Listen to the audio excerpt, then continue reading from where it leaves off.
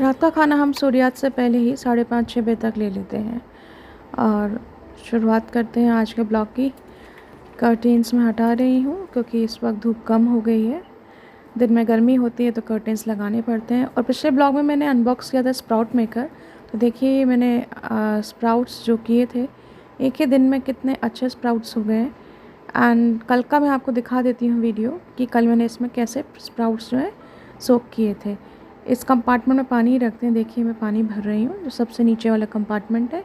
और रात को मैंने इसको सोक करके रख दिया था, तो सुबह मैंने इसको जो है अरेंज किया था। और ये कंपार्टमेंट्स में मूंग की जो ओवरनाइट सोक दाल है, ये मुझे फैलानी है।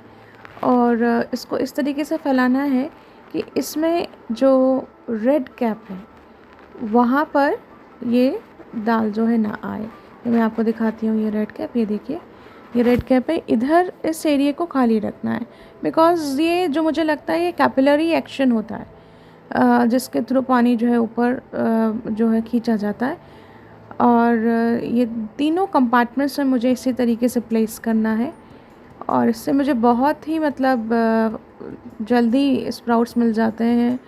और काफ़ी क्वांटिटी में मैं कर पाती हूँ बिकॉज़ मेरे यहाँ स्प्राउट्स काफ़ी लगते हैं। और दिस इज़ रियली यूज़फुल और इतना महंगा भी नहीं है, जस्ट फॉर 299।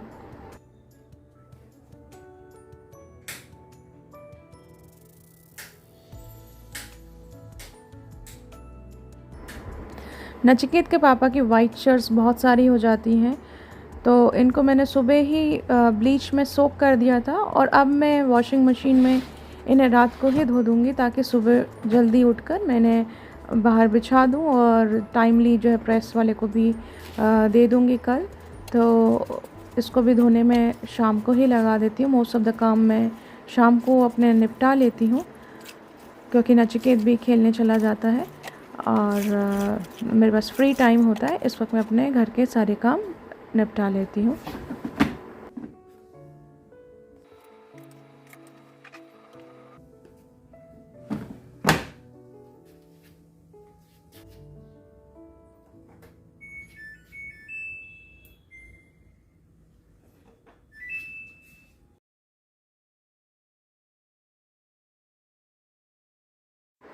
अब जब तक नचिकेत खेल कर आता है, मैं घर को अच्छे से मॉप कर लेती हूँ। ये एक्चुअली जो मॉप है ये बहुत ही यूज़फुल मॉप है। इसमें नीचे से पानी का फ़्लो होता है, नीचे होल में से ये हैंडल को प्रेस करो तो ये फ़्लो होता है।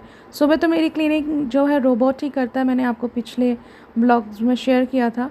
तो सुबह टाइम इतना नहीं होता तो वो उससे मैं अपना वैक्यूमिंग और मॉपिंग करा लेती हूँ। एंड शाम को जो हार्ड स्टेन्स होते हैं, वो हार्ड स्टेन्स, देखिए यहाँ से पानी निकल रहा है, ये हार्ड स्टेन्स में इसी मॉप से मैं साफ़ करके मॉपिंग करके मैं फिर उस सोती हूँ ताकि सुबह घर जो है फ्रेश लगे जब हम उठें तो। और यहाँ आप देख रहे हैं कि ये जो है मेरा रोबोट चार्ज हो रहा है और सुबह ये रेडी हो जाएगा। इसको मैं सुबह लगा देती हूँ वैक्यूमिंग एंड मॉपिंग के लिए। सुबह ये वैक्यूम मॉपिंग कर देता है एंड शाम को सोने से पहले मैं खुद इससे मॉपिंग करती हूँ। बहुत इजी और सिंप्लीफाई कर देता है। अब नचिकेत भी आ चुका है, अब इसको मैं दूध पिला के सुला दूँगी। तो यहाँ इसके लिए मैं दूध प्रिपेयर कर रही हूँ, मिल्क शेक। एंड इसको मैं चोको पाउडर की जगह ये सी हेल्थ ग्रैन्यूल्स देती हूँ। इसमें पिपली, आमल की, गोक्षुर, अपराजिता, अर्जुन, खजूर, द्राक्षा जिसको बोलते हैं, अश्वगंधा, ये मेडिसिनल हर्ब्स हैं इसमें। तो जो बाज़ार में चोको पाउडर्स मिलते हैं उसकी अपेक्षा ये बहुत हेल्दी है। एंड कोटकल कंपनी का आता है सी हेल्थ ग्रैन्यूल्स। तो मुझे लगा कि मुझे आप लोगों से शेयर करना चाहिए। तो अगर आप लोगों को भी ट्राई करना हो तो आप ट्राई कर सकते हैं। आपको अमेज़ॉन पे 1mg.com में सी हेल्थ ग्रैन्यूल्स नाम से सर्च कीजिएगा, ये आपको मिल जाएगा। एक अच्छी चीज़ है जो मुझे आपसे शेयर करने का मन था। तो अब यहाँ मैंने इसको मिल्क शेक बनाने रख दिया है। मिल्क शेक इसको दे के फिर मेरा थोड़ा सा एक और आज एक पेंडिंग काम है, मुझे बटर बनाना है। हम बटर बनाएंगे एंड बहुत ही पौष्टिक होता है घर का बटर। बाज़ार का बटर हम लोग नहीं यूज़ करते हैं। तो घर का बटर खाना से आपको कैल्शियम की पूर्ति तो रहेगी, साथ में बहुत स्वादिष्ट होता है, कोई प्रिजर्वेटिव्स नहीं होते हैं। बाज़ार के बटर में प्रिजर्वेटिव्स होते हैं, हेल्थ के लिए वो अच्छा नहीं होता है। आयुर्वेद में इसे नवनीत बोलते हैं, इसके बहुत अच्छे फ़ायदे बताए गए हैं आयुर्वेद में। मैंने आपसे अपने पिछले ब्लॉग्स में ये आटा मेकर शेयर किया था। इसी में मैं दही भी जमा लेती हूँ और आटा भी गूँध लेती हूँ। ब्रेड भी बेक हो जाती है घर पे ही इसमें, और इसी से मैं मक्खन भी निकालूंगी। और घर का मक्खन बहुत स्वादिष्ट तो होता ही है, साथ ही इसके बहुत ही स्वास्थ्यवर्धक फ़ायदे भी हैं। हम नाश्ते में पराठा हो या ब्रेड हो मक्खन लगाते हैं, परंतु बाहर का मक्खन जो है मुझे अच्छा नहीं लगता। घर का मक्खन खाने में कोई डर नहीं है, इसलिए मैं घर पे ही मक्खन निकालती हूँ। मक्खन जो घर पे निकला हुआ होता है वह वात और पित्त जो बढ़े हुए दोष हैं उनको संतुलित रखता है। पित्त दोष नाशक है, इसलिए जिनको एसिडिटी की दिक्कत रहती है, एसिडिटी की समस्या रहती है, उसमें ये बहुत लाभकारी, बाज़ार का मक्खन नहीं, घर का मक्खन जो है एसिडिटी में लाभकारी है। अधिकांश लोग मानते हैं कि मक्खन में फ़ैट जो है वो दिल पे बुरा प्रभाव डालता है, जबकि आयुर्वेद में इसे हृदय कहा गया है, दिल के लिए अच्छा माना गया है। तो सीमित मात्रा में यदि ये मक्खन खाया जाए तो उससे हार्ट डिजीज़ेज़ नहीं होती हैं।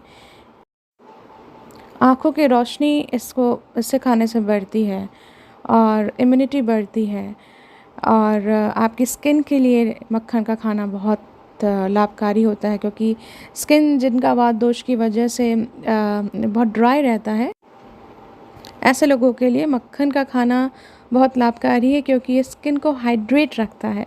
झुर्रियाँ देर से पड़ती हैं, चेहरे पे एक आभा चमक आती है, बुद्धि को ये प्रखर बनाता है। और पित्त दोष बड़े होने के कारण जो पाइल्स, स्किन डिजीज़ इत्यादि होती हैं उसमें भी ये आराम पहुंचाता है।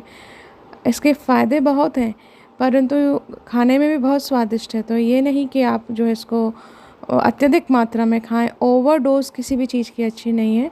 मात्रा यदि किसी चीज़ की आप अति कर देते हैं तो वो हमेशा आपके स्वास्थ्य के लिए अहितकर होती है। तो सीमित मात्रा में इसका सेवन करना बहुत हितकारी है, और घर का निकाले हुए मक्खन का ही सेवन करें, बच्चों को भी खिलाएं।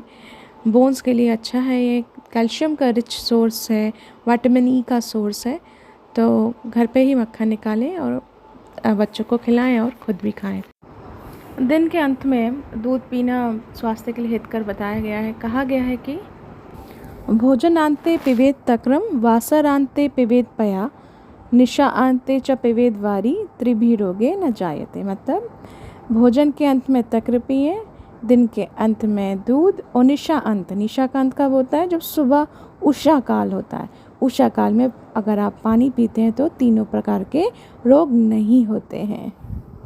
यहाँ तीनों प्रकार के रोगों से मतलब है कि वात, पित्त, कफ तीनों दोषों से जनित रोग नहीं होंगे आपको, यदि आप इस तरीके से पेय का सेवन करेंगे। आयुर्वेद में नींद का बहुत महत्व है, और उसके इम्पोर्टेंस को बताते हुए आचार्य सुश्रुत ने बोला है, निद्रायतम सुखम दुखम, पुष्टि कार्श्यम बल अबलम, वृष्टा क्लीवता ज्ञानम अज्ञानम, जीवितम न च। मतलब निद्रा के वशीभूत है मनुष्य का सुख और दुख का होना, प्लेजर सौरों का होना, उसका पुष्ट हष्टपुष्ट होना, या उसका जो है पतला दुबला सा होना, नरिश होना या माल नरिश होना, बल अबलम उसकी स्ट्रेंथ का होना और उसके स्ट्रेंथ का लॉस होना, वृष्टा क्लीवता मतलब वो उसका लिबिडो की कमी होना, और ज्ञानम अज्ञानम मतलब उसका ज्ञान अज्ञान, इंटेलेक्ट, उसकी पुअर मेमोरी, और उसका जीवितम नाचा, उसका जीवित होना और ना होना, ये सब कुछ उसकी निद्रा पे डिपेंड करता है। इसलिए 10 बजे से पहले हमें सो जाना चाहिए, ताकि हमें उचित मात्रा में और साउंड स्लीप आए।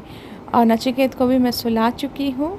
अब मिलते हैं अगली वीडियो में, और 10 बजे से पहले क्यों सोना चाहिए कभी और किसी वीडियो में बताऊंगी।